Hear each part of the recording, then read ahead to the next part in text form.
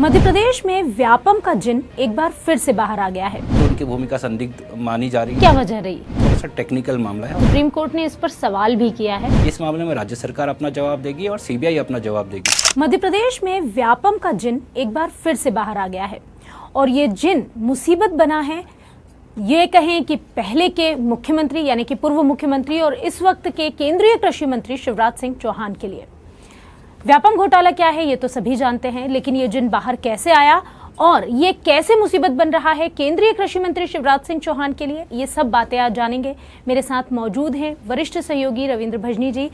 तो हम रविंद्र जी से ही जानेंगे कि आखिर ये जो घोटाला है ये किस हद तक शिवराज सिंह चौहान के करियर को नुकसान पहुंचा सकता है और ये घोटाला क्या है। देखिए, मामला जो अभी नया सामने आया है वह पूर्व विधायक पारस सकलेचा की याचिका को लेके सुप्रीम कोर्ट में उन्होंने याचिका लगाई थी और ये आरोप लगाया था कि 2010 से 2013 तक जो उन्होंने साक्ष्य दिए, एसटीएफ को भी दिए और हाई कोर्ट में भी गए थे इसको लेके वो, और उसके ऊपर अभी तक जांच नहीं हुई है। जो जिम्मेदार बड़े बड़े अधिकारी हैं उनसे पूछताछ नहीं हुई है, तो उनसे पूछताछ की जाना चाहिए। तो इस दौरान चूंकि सीएम शिवराज सिंह चौहान थे, इसलिए उनकी भूमिका संदिग्ध मानी जा रही है। उनकी भूमिका पर संदेह उठाए जा रहे हैं इस याचिका के जरिए और ये मांग की गई है कि सीबीआई इस तरफ ध्यान दे और उनसे पूछताछ करे। उसी संबंध दरअसल जब क्या ये मामला है उस समय चिकित्सा शिक्षा विभाग, जो खासतौर पे व्यापम घोटाला पीएमटी या प्री मेडिकल टेस्ट जो उस समय हुआ करते थे, नीट तो अभी आया है, उस समय प्री मेडिकल टेस्ट के जरिए मेडिकल कॉलेजेस में एडमिशन हुआ करते थे और उस समय इसमें इम्पर्सनेशन या किसी और को, किसी मुन्ना भाई जिसको हम बोला जाता है जनरली, किसी और की जगह कोई और एग्ज़ाम दे के आ रहा है और वो बैठ रहा है एग्ज़ाम में, उस तरीके के मामले सामने आए थे। और बहुत सारे केसेस में ऐसा सामने आया था कि लोगों ने फर्जी तरीके से एडमिशन लिए थे, वो मामला था। उस दौरान चिकित्सा शिक्षा विभाग का प्रभार मुख्यमंत्री होने के नाते शिवराज सिंह चौहान के पास था। इस वजह से कई सवाल घिर गए थे वो सवालों से, और हमने ये देखा कि 2009 में जब ये मामला सामने आया, जुलाई में इस तरीके के आरोप लगे और इस तरीके का मामला सामने आया, तो दिसंबर 2009 में ही राज्य सरकार ने एक कमेटी बनाई थी वो जांच करने के लिए कि इस तरीके के कौन से मामले हैं व्यापम के जरिए होते हैं। दरअसल व्यावसायिक परीक्षा मंडल एक वहाँ वो हुआ करता था, जो अब नहीं है, प्रोफेशनल एग्ज़ाम बोर्ड हो गया है। उस समय उसके पास में न केवल पीईटी, पीएमटी और अन्य एडमिशन की एग्ज़ाम्स, प्रवेश परीक्षाएं आयोजित करता था, इसके अलावा कई सारी भर्ती परीक्षाओं का आयोजन भी व्यापम करता रहा है और अभी भी कर रहा है। प्रोफेशनल एग्ज़ाम बोर्ड हो गया है अब वो। तो ये जो मुद्दा है वो है आपका 2010 से 2013 का मामला, जो पारस सकलेचा सुप्रीम कोर्ट में ले गए हैं और सीबीआई को नोटिस जारी हुए हैं सुप्रीम कोर्ट की तरफ से। पारस सकलेचा का दावा है कि उन्होंने 350 पेज के सबूत लेके वो एसटीएफ के पास गए थे और उनसे जांच की मांग की थी। इसके अलावा 850 पेज वो लेके गए थे, सीबीआई के सामने भी वो प्रस्तुत हो चुके हैं, एसटीएफ भी उनसे पूछताछ कर चुकी है। लेकिन कई सारे मामले अभी तक ये कहा जा रहा है कि सीबीआई ने जो क्लीन चिट दी है शिवराज सिंह चौहान को, उसके ऊपर संदेह खड़े करने की कोशिश पारस सकलेचा की ओर से की गई है। लेकिन एक सवाल ये भी बनता है कि सुप्रीम कोर्ट तो वो सीधे नहीं गए थे, इसके पहले उन्होंने मध्य प्रदेश हाई कोर्ट के भी दरवाजे खटखटाए थे। वहां क्या हुआ? क्योंकि वहां से तो इस मामले को खारिज कर दिया गया, उसकी क्या वजह रही? देखिए, मामला ऐसा है कि ये थोड़ा सा टेक्निकल मामला है और बहुत लंबे समय तक चला मामला है। इसकी जांच न केवल राज्य सरकार की समिति, पुलिस और अन्य विभागों ने की, उसके बाद में ये सुप्रीम कोर्ट के आदेश पर सीबीआई के पास गया मामला। सीबीआई ने अलग अलग स्तर पर, अलग अलग लेवल पर जांच की उसकी, और उसके बाद में फिर जो आरोपी तय किए उनके खिलाफ चार्जशीट भी पेश हो चुकी है। भोपाल की विशेष अदालत में वो मामले चल भी रहे हैं, कई मामलों में सजा भी हो चुकी है, अलग अलग तरीके की सजा है, अलग अलग लोगों को हुई है। तो जहाँ तक पॉलिटिकल इन्वॉल्वमेंट का मामला है, वहाँ अभी तक शिवराज जी की जो संलिप्तता है इस मामले में, वो अभी तक सामने नहीं आई है और किसी भी जांच में इस तरीके का आरोप नहीं आया। एक आरोप है इसमें, दिग्विजय सिंह ने एक आरोप लगाया था, प्रशांत मिश्रा नाम के एक एसटीएफ वो थे, वो विसल ब्लोअर बन गए बाद में और एसटीएफ में भी रहे वो और भी जगह पर रहे हैं। उनका आरोप था कि हार्ड डिस्क बदली गई है, हार्ड डिस्क में चेंजेस हुए हैं। वो हार्ड डिस्क को लेकर बहुत बवाल मचा था, पॉलिटिकल बहुत विवादों का कारण बना था। लेकिन उसके बावजूद शिवराज सिंह चौहान की लोकप्रियता वहाँ मध्य प्रदेश में कम नहीं हुई थी और 2008 के इलेक्शन के मुकाबले 2013 में वो बम्पर मेजोरिटी से जीत के आए थे। मतलब उनका वोट परसेंटेज भी बढ़ा था और सीटें भी करीब 20-30 बढ़ गई थी, 165 सीटों के साथ में 2013 में बीजेपी की सरकार। उनका कद व्यापम के बाद कुछ कम हुआ? नहीं, ये व्यापम की बात नहीं होगी। ये लंबे समय से, अब इतने साल से वो सीएम थे, तो कहीं ना कहीं एंटी इनकम्बेंसी भी होता है, क्योंकि 2005 के आसपास वो सीएम बन गए थे। और हम देखेंगे तो अभी 2010 से 13 की जो बात हो रही है, उस दौरान वो सीएम थे, इसलिए सारे सवाल उनसे पूछे गए। उस दौरान एक उच्च शिक्षा मंत्री थे लक्ष्मीकांत शर्मा, उनके ऊपर भी कई सारे सवाल उठे। उनकी खैर अभी निधन हो चुका है, उनके बारे में इस तरीके की, लेकिन उनके ऊपर भी आरोप लगे। कई सारे जो अलग अलग स्तर के नेता हैं उनके ऊपर भी आरोप लगे थे। कई सारे आरोप अभी तक खारिज हो चुके हैं। किसी को भी इस मामले में अभी कोई पॉलिटिकल कनेक्शन, पॉलिटिकल नेक्सस जिस तरीके के आरोप लगाए गए थे, इसमें केवल एक विसल ब्लोअर पारस सकलेचा नहीं थे, और भी विसल ब्लोअर थे। जैसे इंदौर के डॉक्टर आनंद राय हो गए, ग्वालियर के आशीष चतुर्वेदी हो गए, प्रशांत मिश्रा, हाँ प्रशांत मिश्रा, ये 3 जो विसल ब्लोअर थे, ये मेन विसल ब्लोअर थे। और पारस सकलेचा इस मामले में कानूनी लड़ाई लड़ते रहे हैं जनरली, और अभी पूर्व विधायक हैं, तो इस नाते अभी वो हाईकोर्ट गए थे। इसी साल अप्रैल में गए थे, और अप्रैल में उनकी याचिका खारिज हो गई थी इस आधार पर, क्योंकि उसमें तथ्य नहीं बनता और इस तरीके का कुछ आधार नहीं बन रहा है, और सीबीआई की जो जांच है उससे हाईकोर्ट ने संतुष्टि जताई थी, इस वजह से उन्होंने याचिका खारिज की थी। लेकिन अब अगर हम वापस से सुप्रीम कोर्ट की ओर रुख करते हैं, तो सुप्रीम कोर्ट ने इस पर सवाल भी किया है, और जो क्लीन चिट दी गई है उस पर भी सवाल किया गया है। नहीं, ये बहुत टेक्निकल मामला है। एक्चुअली जब भी आप कोई पिटीशन या याचिका लगाते हैं, तो सुप्रीम कोर्ट उसको स्वीकार करने के पहले दोनों पक्षों को, जो सामने जिनका आरोपी पक्ष है, अनावेदक जिसको बोलते हैं हम, सेकंड पार्टी, उनको नोटिस देके पूछती है कि क्यों इसको स्वीकार न किया जाए याचिका को। तो अभी जो नोटिस जारी हुए हैं राज्य सरकार को जारी हुए हैं, शिवराज सिंह चौहान का उससे कोई लेना देना नहीं है। राज्य सरकार को ये नोटिस जारी हुए हैं कि क्या इस मामले की जाँच उस तरीके से नहीं हुई जिस तरीके का आरोप लगाया गया है। इस मामले में राज्य सरकार अपना जवाब देगी और सीबीआई अपना जवाब देगी। जब जवाब से संतुष्ट नहीं होगा सुप्रीम कोर्ट, तो फिर आगे की कार्रवाई करने के लिए निर्देश या आदेश दे सकता है सीबीआई को जांच के संबंध में, या फिर उसको लेके। तो अभी वो बहुत दूर की कौड़ी है, वो बहुत टेक्निकल मसले हैं, और इस तरीके की जांच में कई सारे मसले ऐसे होते हैं जो नॉर्मली हम बातचीत करने में बोल सकते हैं, लेकिन ऐसा होता नहीं है। जनरली टेक्निकल बहुत लंबा प्रोसेस है वो। यानी ये जो व्यापम का मुद्दा एक बार फिर से गर्माता हुआ नजर आ रहा है, अभी इससे शिवराज सिंह चौहान को कोई खतरा नजर नहीं आ रहा तो नहीं है, लेकिन अगर जैसे सुप्रीम कोर्ट में सीबीआई अपना जवाब देता है, राज्य सरकार अपने जवाब देती है, और ये जवाबों से सुप्रीम कोर्ट की जो 2 जजों की बेंच है वो संतुष्ट नहीं होती और वो आगे लेकर जाती है इस मामले को, तो निश्चित तौर पर परेशानियां बढ़ सकती है उनके लिए। व्यापम घोटाले की अगर बात करें, तो जब भी चुनावी यात्राएं होती है और पत्रकार जब जनता से सवाल करते हैं, शिवराज के कार्यकाल में कुछ बड़े जो घोटालों की अगर हम गिनती करते हैं, डंपर घोटाला हो गया, व्यापम उनमें सबसे बड़ा माना जाता है। ऐसे में कहीं ना कहीं व्यापम का एक बार फिर से उठना, जब अब वो मुख्यमंत्री भी नहीं है उस राज्य के, क्या संकेत देता है? देखिए, पॉलिटिकल संकेत की बात करेंगे तो जब वो मुख्यमंत्री थे तब भी मामला जब उठा, 2009 की बात कर रहे हैं, और तो उसके बाद 2013 का इलेक्शन हमने देखा। 2013 के इलेक्शन में बीजेपी ने बम्पर मेजोरिटी से 165 सीटों के साथ में जीत हासिल की थी, 230 विधानसभा सीटों की विधानसभा में। तो एक निश्चित तौर पर एक अच्छी बम्पर जीत थी।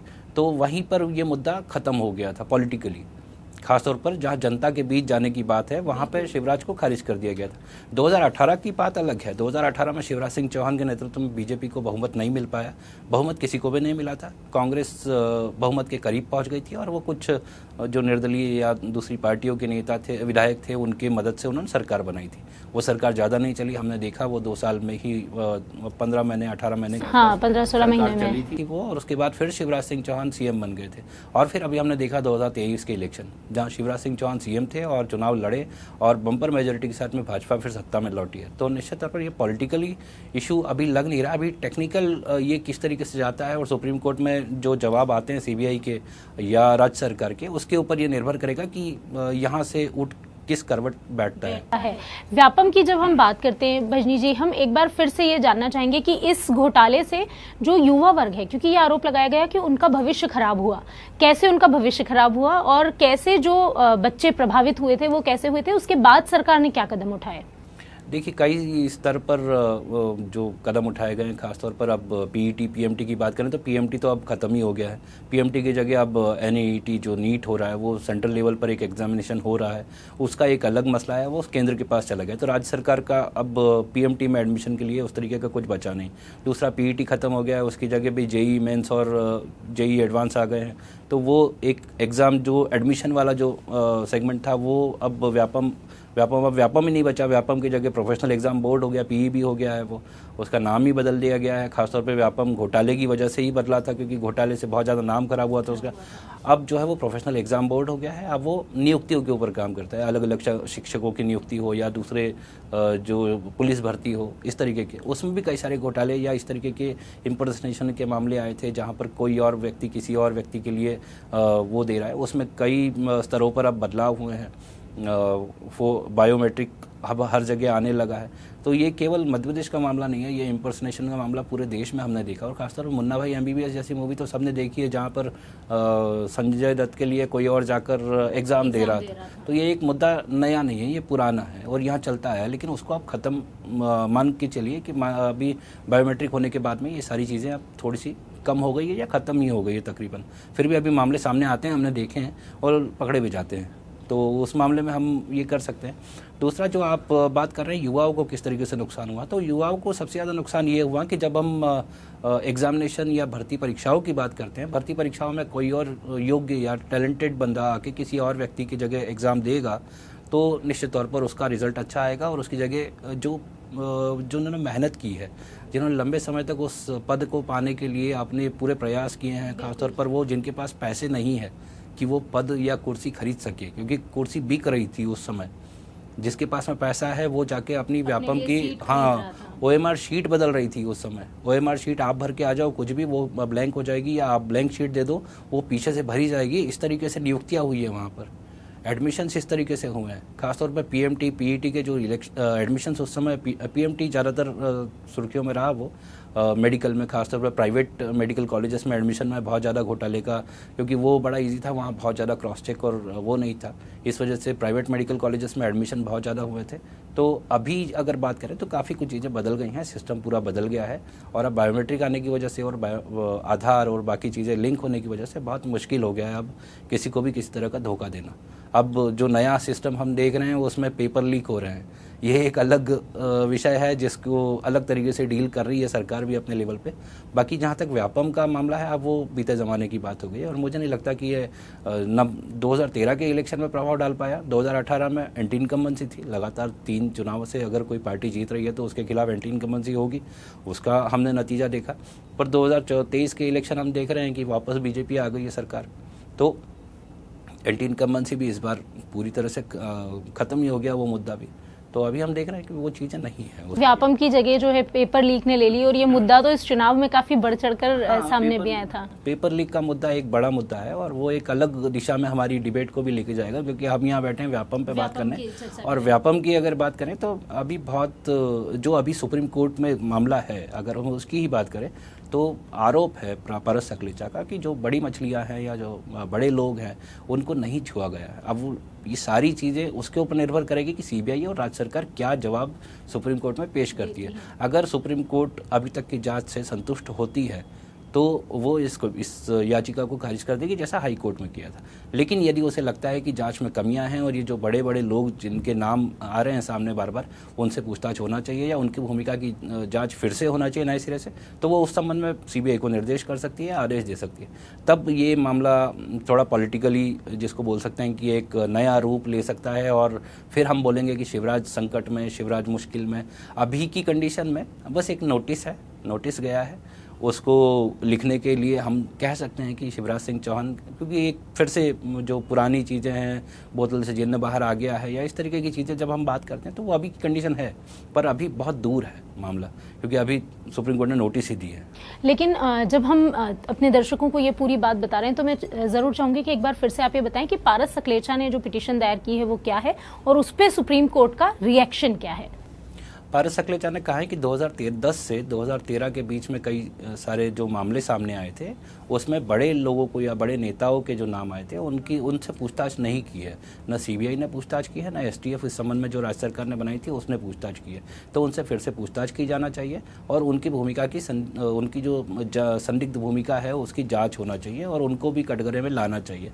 ये उनकी मांग है अभी तक वो जो उनकी मांग है। हाँ, STF ने अपने लेवल पर जाँच की है और CBI ने अपने लेवल पे जांच की और दोनों ही मामलों में शिवराज को क्लीन चिट दी थी। शिवराज के ऊपर जो दिग्विजय सिंह ने आरोप लगाया था वो ये आरोप लगाया था कि हार्ड डिस्क जो हार्ड डिस्क जहाँ से सारे डेटा जो गया था वो एक पेन ड्राइव में लेके प्रशांत मिश्रा गए थे, और प्रशांत मिश्रा एक विसल ब्लोअर रहे हैं इस मामले में, और वो बाद में दिल्ली आ गए थे और लंबे समय तक वो भी सुप्रीम कोर्ट में इसका हिस्सा रहे हैं हियरिंग में। उनका आरोप था कि बदलाव हुआ है। दिग्विजय सिंह ने इस मामले को उठाया कि हार्ड डिस्क को बदला गया है, उसमें फैक्ट को चेंज किया गया है शिवराज को क्लीन चिट देने के लिए, लेकिन सीबीआई की जांच और एसटीएफ की जांच में ये सामने आया कि कोई छेड़छाड़ हार्ड ड्राइव से नहीं हुई है, इस वजह से उनको क्लीन चिट दी गई थी। तो अभी तक का स्टेटस ये है कि उनको क्लीन चिट है। अगर नई जांच या नया कोई पहलू आता है तब हम बोलेंगे कि शिवराज सिंह चौहान की मुश्किलें बढ़ सकती हैं। तो अभी ये कहना ठीक नहीं होगा कि शिवराज सिंह चौहान को जो क्लीन चिट दी गई है उस पर सुप्रीम कोर्ट ने सवाल उठाया है? नहीं, अभी सवाल नहीं उठाया। उन्होंने एक सवाल आए थे, उसके ऊपर उन्होंने दो पक्षों से राय मांगी है, राज्य सरकार से और सीबीआई से जवाब मांगे उनके कि बताइए जो आरोप लग रहे हैं इसके ऊपर आपका क्या कहना है। इस तरीके का मामला है।